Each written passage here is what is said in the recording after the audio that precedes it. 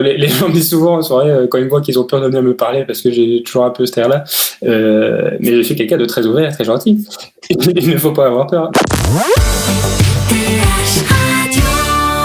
On fait un coucou à Alex Germis aujourd'hui. Alors, pour la petite histoire, et comme ça, vous êtes vraiment inside, vous qui allez regarder ou écouter cette interview. Alex Germis et moi sommes chacun dans notre petit home studio. Mais il doit y avoir quoi, 200 mètres entre nous, Alex, à peu de choses près? Ouais, même pas. Il y a quoi, je crois, 10 maisons. Oui, un truc comme ça, oui. D'habitude, je viens chez toi faire les interviews, mais là, cette fois-ci, on est obligé d'être chez nous. Voilà, on est confinés chacun chez soi. Ça va, tu t'ennuies pas trop? Non, ça va, je fais quand même encore un petit peu de musique, hein. On essaie de trouver le temps et l'énergie et la créativité, surtout d'en faire, parce que c'est vrai que sans s'aérer, parfois c'est un petit peu difficile d'avoir les idées et on puise quand même nos idées, on les rencontre avec les gens tous les jours, ce qu'on écoute, etc. Et donc comme on tourne un petit peu en rond, on a un peu moins d'idées, mais on essaie de continuer de composer et bon, on s'occupe aussi, on joue un peu à la PlayStation avec les amis pour garder le contact. Tu fais des jeux en ligne, quoi. Exactement. C'est marrant, j'en connais beaucoup dans ce cas-là. Alors, t'as sorti il y a quelques semaines ton nouveau single qui comme chaque année est un peu ton tube de l'été. Hein. Cette fois-ci, c'est avec Alex Lucas, Light Up. C'est d'ailleurs pas la première fois que vous travaillez ensemble, Alex et toi. Les deux Alex. On avait déjà fait un premier single qui s'appelait Never Gonna Be the Same il y a 2 ans et demi. Ouais. Et après, on est resté en contact, on est devenus amis et je m'occupe aussi de son projet, plus dans l'accompagnement, le management de son projet perso et on trouvait ça chouette de refaire un morceau à deux. C'était le bon moment ici pour le printemps. C'est ta particularité à toi, je dirais, dans le milieu musical belge des DJ devenus producteurs et créateurs de musique, c'est que tu as tes propres singles qui sortent grosso modo un par an, on va dire. Hein. C'est quelque chose de festif, de léger et d'estival pour amorcer l'été. C'est un petit peu ta carte de visite. Mais tu t'arrêtes pas là parce que en dehors de ça, tu travailles pour plein d'autres gens en fait. Oui, je pense que étant donné qu'on peut avoir qu'un morceau à la radio en même temps et que on n'a pas toujours les idées pour en faire 14 par an, j'essaie d'un peu me diversifier, de travailler avec d'autres gens, de faire des musiques dans d'autres styles aussi. Donc voilà, je travaille sur le nouvel album de Loïc, dont le single Heartbreaker, et je travaille avec Alex Lucas, avec Charlotte, avec Sam Bosman aussi. Et ça me tient bien occupé. Et cette année-ci, j'aurai un nouveau single qui sortira fin mai. D'accord. Si on parvient à faire tout ce qu'il faut faire pour le sortir après le confinement. Mais alors, où j'ai raté un épisode où tu n'avais pas dit que tu allais sortir un morceau en français aussi prochainement. Il est sorti et je l'ai pas vu passer ou bien il a été reporté? Je voulais faire une partie en français et je pense que ce sera peut-être sur celui de l'été, sinon celui d'après si j'arrive pas à avoir, parce que ici ça va peut-être être compliqué au niveau logistique de faire une session studio et de trouver l'artiste, etc. pour le faire en français, comme j'ai pas encore la partie française dessus. Mais ça aurait été pour celui de cet été, mais à mon avis, ce sera pour le prochain.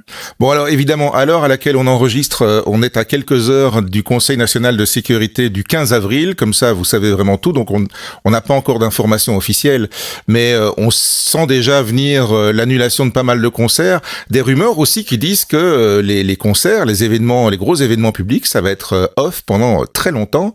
Pour des artistes comme toi, c'est une cata.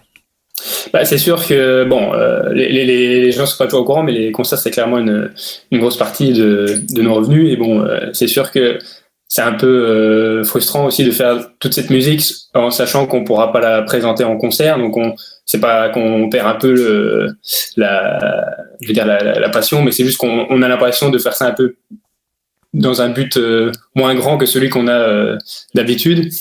On a l'impression de faire un peu plus de la musique que pour nous, alors que nous, quand on fait la musique, c'est pour la partager avec les gens, donc ça casse un peu, mais après, il faut garder le moral et on n'est pas les seuls dans la merde. Tous les indépendants du monde entier sont aussi dans des moments difficiles, donc il faut se serrer les bras et dire que ça pourrait être pire. Au moins, on a la santé. Ouais, ça va chez toi? Tout va bien? Tout le monde va bien? Tout va bien. Allez, c'est le principe. Chez toi aussi. Ouais. Dis-moi justement quand tu prépares des choses pour d'autres, etc. C'est une manière de diversifier. On sent quand même le gars qui a fait des études de management.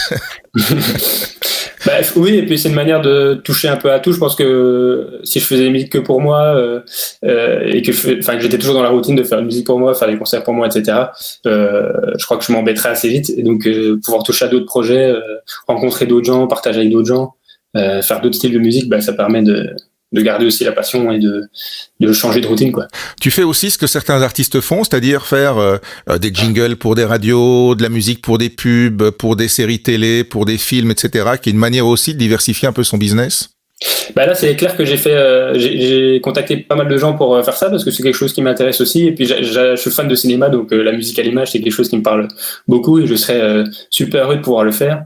Et donc, j'attends les demandes, mais encore une fois, pour l'instant, tout est à l'arrêt, donc on verra dans la suite, mais je suis clairement ouvert pour ça.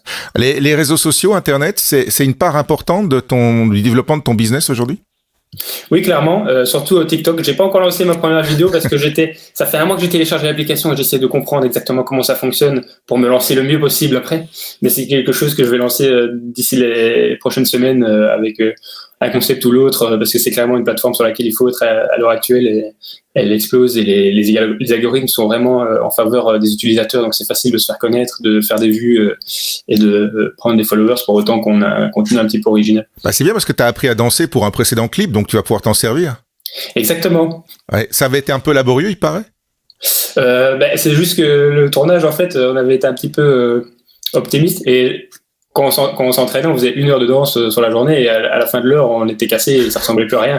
Le problème, c'est que le clip, ça durait 6 heures non-stop de danse. Donc après la première heure, on n'avait plus d'énergie, on était tout mou. Donc si je devais le refaire, je ferais 1 heure par jour pendant 6 jours plutôt que de faire 2 jours, 3 heures ou 4 heures par jour. Ouais, t'es plus tranquille avec le clip de ce morceau actuel, hein, avec Light Up, avec Alex Lucas, parce que tu fais le chauffeur en gros. Ouais, exactement, je fais le chauffeur, j'attends dans un fauteuil. C'était plus un clip, on va dire, visuel, mais au niveau des effets, plus que vraiment sur la performance cette fois-ci. Et c'est marrant parce que dans ta performance d'acteur, hein, oui, quelque part, ou de figurant en tout cas, oui, figurant plus là-dessus. Il y a ta manière d'être très, très stoïque, d'être un peu fermé comme ça, sérieux et tout. C'est une facette de toi. Oui, c'est une facette de moi. Les gens me disent souvent en soirée, quand ils me voient qu'ils ont peur de venir me parler parce que j'ai toujours un peu ce air-là.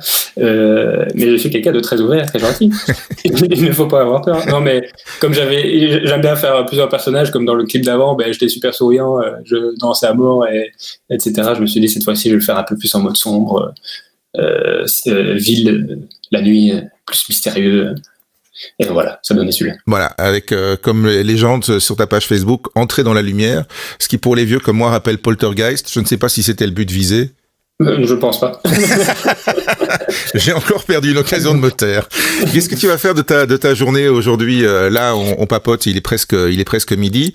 L'après-midi d'un producteur de musique, c'est quand même un peu de musique tous les jours. Il faut se garder quand même un certain rythme. Oui, j'essaie quand même de rester devant mon ordinateur au moins de 10h jusqu'à 16h. Et puis de me relâcher, de faire un peu de sport dans mon jardin, et puis d'appeler les amis, etc. Aujourd'hui, je crois que je vais bosser sur le refrain de mon single de l'été. Mm-hmm.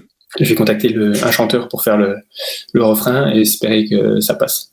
Et comme ça, je pense que je pourrais finir ça pour la fin de semaine. Et donc, vous enregistrez chacun séparément aussi via Internet? C'est ça aussi. Je suis obligé de trouver des gens pour chanter qui ont tout le matériel chez eux et qui ont une pièce à sonoriser. Sinon, ça reste en suspens. Bien, et ça marche en tout cas visiblement. Pour l'instant ça va, mais ça rend les recherches quand même plus difficiles. Ouais, vous avez une espèce de réseau ou quoi, une banque de chanteurs à domicile? Non, en fait, j'ai contacté des amis producteurs à moi qui m'ont renseigné. Là, j'ai reçu une réponse hier d'un gars qui m'a dit mais j'ai un ami qui a déjà sorti ça, qui correspondait et il a tout le matériel chez lui, donc si tu veux, tu peux lui envoyer. Bien. Et c'est-à-dire que tu prends des gens d'un peu partout, qui peuvent être aux États-Unis, en Chine, en Australie. Là, je pense que c'est un Roumain. Donc, parce que l'ami que j'ai contacté, c'est Shuba, celui qui avait sorti le single avec To Die For Signals.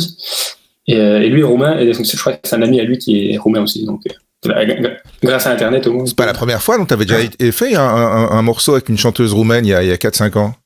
Non, c'était To Die For aussi, c'était Hélène. Et en fait, c'est son petit ami. Comme quoi tout se recoupe. C'est un petit monde, hein. Exactement. Ouais. Vous êtes dans votre bande, vous êtes quoi à vous côtoyer beaucoup? Il y a To Die For, il y a Henri PFR.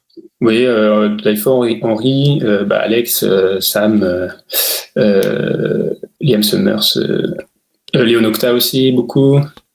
Loïc Noté et tout le monde, toute cette bande-là, on est tous assez, on se voit assez souvent, quoi. Donc, moi, j'ai mon bureau avec Henri déjà, donc et Sam Bosman, donc déjà on se voit tous les jours. Ouais. Plus maintenant, là, oui, voilà. Pourquoi vous n'avez pas réussi à maintenir les distances de sécurité? Le bureau est trop petit?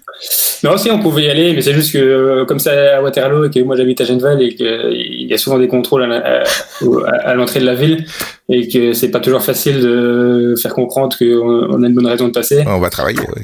Donc voilà, on préfère à prendre le matériel chez nous et pas prendre de risques. Bien. Bah écoute, bonne composition alors, bon refrain. Merci. Et à une prochaine fois. À une prochaine. Salut. Bye.